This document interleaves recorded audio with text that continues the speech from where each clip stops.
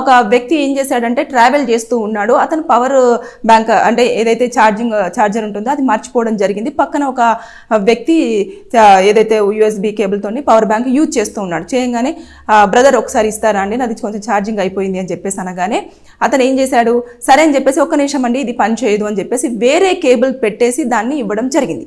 ఇచ్చిన తర్వాత అతను ఏం చేశాడు, సరే అని చెప్పేసి అతనికి కావాల్సింది ఏంటి, ఛార్జింగ్ ఎక్కాలి. మొత్తం ఫోన్లో కొంచెం బ్యాటరీ అనేది ఫుల్ ఉంటే అతను వెళ్తున్న వర్క్కి కొంచెం రిలవెంట్గా కాల్స్ చేసుకోవడం కానివ్వండి, లేదంటే అంత ఇన్ఫర్మేషన్ అంతా ఎప్పటికప్పుడు అప్డేట్లో ఉంటుంది కాబట్టి పెట్టాడు. పెట్టిన తర్వాత అతను ఏం చేశాడు, ఛార్జింగ్ పెట్టేసి అతను ఫోన్ ఆన్లోనే పెట్టాడు. ఆన్లో పెట్టేసి అతను ఏదో సెర్చ్ చేస్తున్న సమయంలో ఇతనికి సంబంధించినవన్నీ కూడా అతని ఫోన్లోకి వెళ్ళిపోవడం జరిగింది. ఈ విషయం ఇతనికి తెలియలేదు.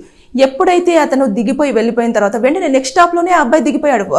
ఏదైతే పవర్ బ్యాంక్ ఇచ్చాడో ఆ అబ్బాయి వెంటనే నెక్స్ట్ స్టాప్లో దిగిపోయి ఇమీడియట్గా ఇంకా అక్కడ నుంచి ఇతని దగ్గర నుంచి అకౌంట్లో నుంచి డబ్బులు వెళ్ళిపోతున్నాయి.